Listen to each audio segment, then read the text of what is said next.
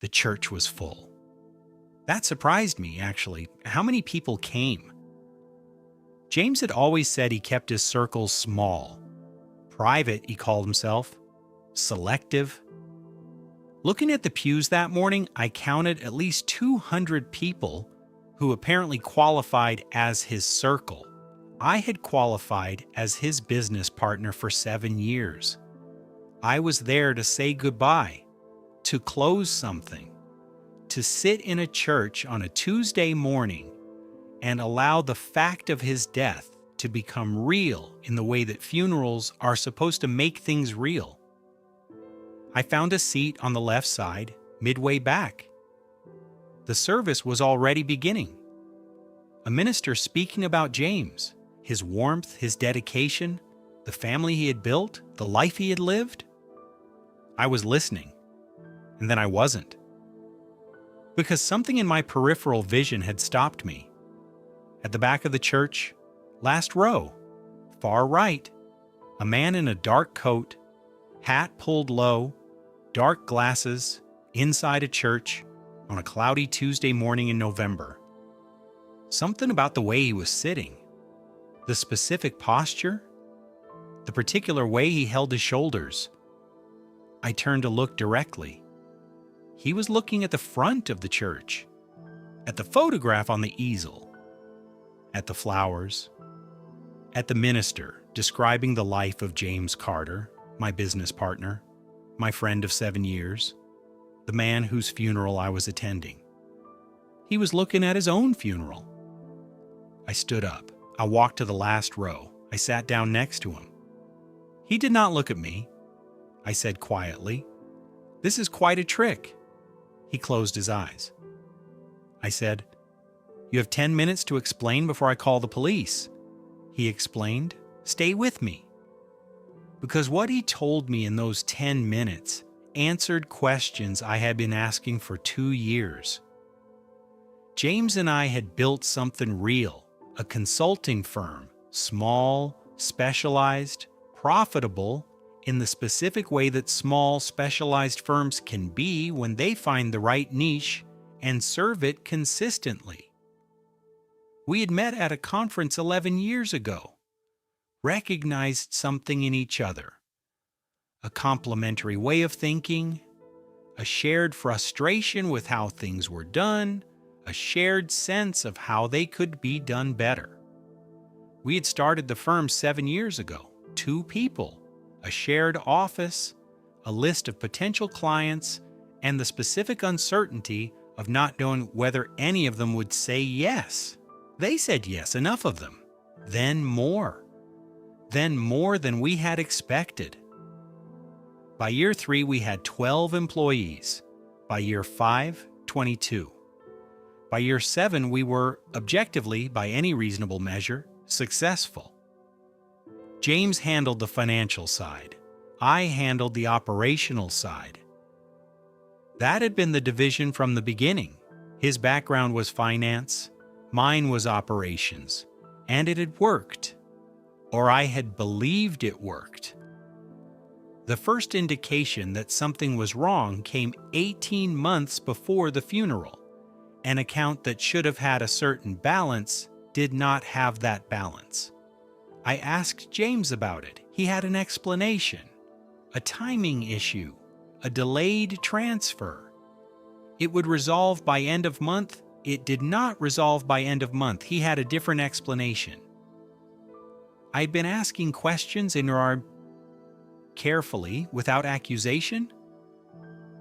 For the 18 months leading up to the Tuesday morning, I received a call telling me that James had died.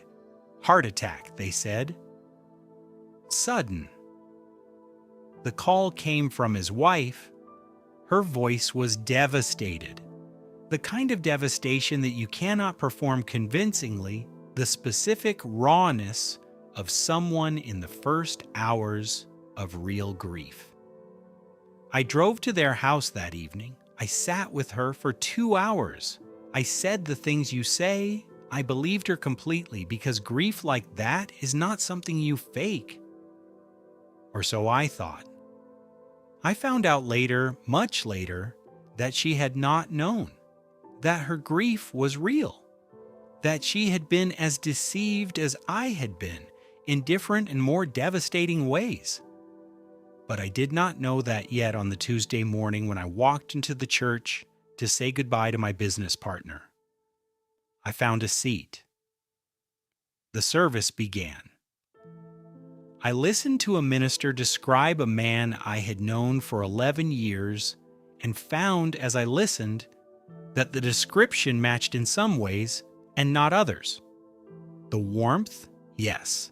The dedication to what exactly? And then the posture in the last row, the hat, the glasses, the particular way he held his shoulders. I sat down next to him. He did not try to deny it. That was the first thing that surprised me. I had expected him to claim I was mistaken, to say I was grieving and confused, to create just enough doubt to give himself time to move. He did none of that. He said, "I knew you'd be here." I said, 10 minutes. He told me, not everything, not in 10 minutes, but the shape of it. The shape was this. The money that had been disappearing from our accounts for 2 years had been going somewhere specific, a debt to people who were not the kind of people you owe money to and simply don't pay back. He had borrowed, and without telling me, without any agreement between us, from sources that required repayment on a timeline and in a manner that he had not been able to meet. The death was an exit, a way of disappearing that he calculated would give him enough time and enough distance to get somewhere they couldn't follow. His wife did not know, his children did not know. The funeral was real to everyone except the man sitting in the last row watching it happen. He had planned to be gone by nightfall.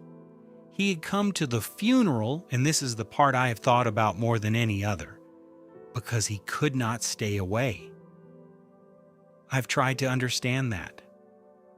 The specific compulsion that brings a man to his own funeral, the need to see it, to be present for the ending, even while escaping it. I don't fully understand it. I'm not sure I'm supposed to. 10 minutes. At the end of 10 minutes, I had made my decision. I said, here is what's going to happen. You are going to stand up. You are going to walk out of this church, and you are going to contact your wife tonight, not tomorrow, tonight, and tell her you are alive. Whatever you tell her about everything else is between you and her, but she is going to know you are alive before she goes to sleep tonight. After that, whatever comes next is between you and the law. I'm going to make one call when I leave this church, to my lawyer, who will make the appropriate calls. I'm not going to stop you from leaving. I'm not going to create a scene in this church, but I am going to make that call. He looked at me for a long moment. He said, "Why are you telling me instead of just calling?" I said, "Because of his wife. Because she deserves to know before she finds out any other way. And because 7 years. Not because I forgive you. Because 7 years." He nodded. He stood up. He walked out of the church. I sat in the last row for the remainder of the service. I listened to the minister describe a man who was not dead. Then I walked outside. I called my lawyer. James's wife found out that evening. He called her as I had asked. I know because she called me the following morning. She said, "He told me you saw him." I said, "Yes." She said, "Thank you for making him call." I said, "I'm sorry for all of it." She said, "So am I." The legal process that followed is ongoing in ways I cannot discuss. What I can say is that the accounts, the money that had disappeared over 2 years, were the subject of a formal investigation. Some of it has been recovered. Not all. Probably not all ever will be. James is As far as I know, somewhere. Not here, not at his funeral. The firm survived. Not in the form it had been. We restructured, rebranded, rebuilt with the people who stayed. It is smaller than it was. It is cleaner than it was. It is mine in a way it never quite was when it was ours. I have been asked many times why I didn't call the police immediately, why I gave him 10 minutes, why I told him what I was going to do instead of just doing it. The honest answer has two parts. The first part is his wife. She deserved to hear it from him, not from a news alert, not from a phone call from law enforcement, from him. Whatever he owed her, and he owed her a great deal, he owed her that. The second part is harder to explain. 7 years is not nothing, even when it ends this way. Even when the person you built something with turns out to have been managing a parallel reality the entire time. 7 years of work, 7 years of decisions made together, 7 years of a partnership that produced something real, even if one partner was not who he appeared to be. I gave him 10 minutes because 7 years. Not to protect him, not to forgive him. Because the version of me I respect most is not someone who acts from the most wounded part of himself. I made the call, I told the truth, I let the institutions do what they do. And I sat in the last row of a church at a funeral for a man who was not dead. And I thought about what 7 years means and what it doesn't. It means something. It just doesn't mean everything. New story every day. Subscribe so you never miss one. Just wait.